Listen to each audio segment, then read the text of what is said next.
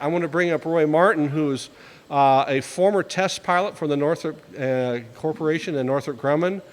Hey, Tony, thanks. Not here to steal your thunder, but you and I have had great relationship at Northrop over the years. Fantastic work, fantastic research. You're awesome. Thank you. And thank you for doing this effort, putting together this historic effort project on the designs of Northrop. Appreciate it. Now, the question was stability of the flying wing and what was the evolution, essentially, of the autopilot control of the airplane.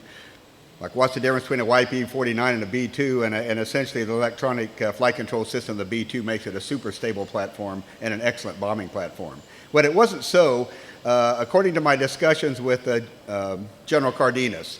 My discussions come as a part of the Society of Experimental Test Pilots, where we get together among the test pilots and talk about a lot of the older projects and the problems the guys had, so that we can pass that information to the younger pilots. So, as I was discussing with General Cardenas one day on the YB-49, he made a statement that he was assigned, and again I'll paraphrase his statement, that he was assigned as a project pilot on the YB-49, and he was tasked by, and I believe it was Colonel Boyd, it might have been General Boyd at the time, to do a evaluation of the bombing platform of the YB-49 for its acceptability as an Air Force bomber. And the YB-49 had a residual problem with essentially a lightly damped Dutch roll. So he said that by itself was not so much the issue, but the Norden bomb sight was the bomb sight that they were trying to use on the YB-49 platform. And that the Norden bomb sight required a fairly stable platform to get the accurate bombing that it was known for. But the YB-49 didn't have that degree of accuracy, so that combination, he said, caused them to spread a lot of bombs around the Edwards bombing range, to paraphrase him. And therefore, he had to come back in front of a group that included Jack Northrop and some of his staff, and I'll say General Boyd and his staff, and give his evaluation. And he, Major Cardenas, had to declare the YB-49 at that time as unacceptable as a U.S. Air Force bombing platform for an aircraft for that. And in that meeting, he said he remembered that General Boyd then turned to Jack Northrop and said, well, sir, what do you think?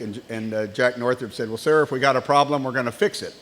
And on the staff of General Boyd was one of his staff officers, a captain in the back, who made a kind of a comment, how are you going to fix what's impossible to fix? And Jack Northrop, it said, without taking his eyes off of General Boyd, said, sir, I can't believe you have on your staff an officer who thinks that the impossible is really impossible. So I thought that was kind of a characterization of Jack Northrop. It was pretty cool. But the story goes on, because Major Cardenas was then tasked to take the airplane to Andrews Air Force Base to set static display for an air show back in the Washington, D.C. area. So he's got the airplane on display at Andrews, and trooping down the line is President Truman. And he said President Truman walked up to the airplane and instantly fell in love. And he told Major Cardenas, Major, I want you to take this airplane, fly over the White House down Pennsylvania Avenue, and fly over the Capitol, and show Congress the next airplane they're going to buy.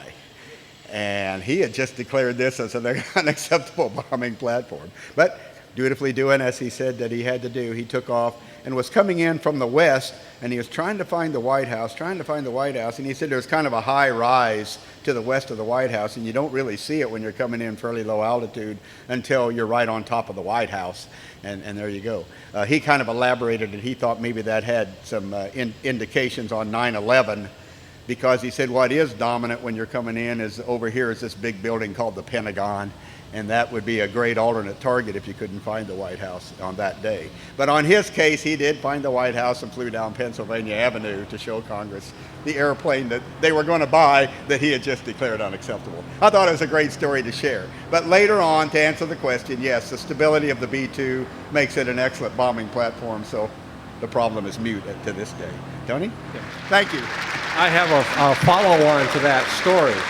When Cardenas flew the YB-49 down Pennsylvania and over the Capitol building, there was a tourist there taking pictures, and he looks up and he shoots the only pictures we have of the YB-49 over the Capitol building.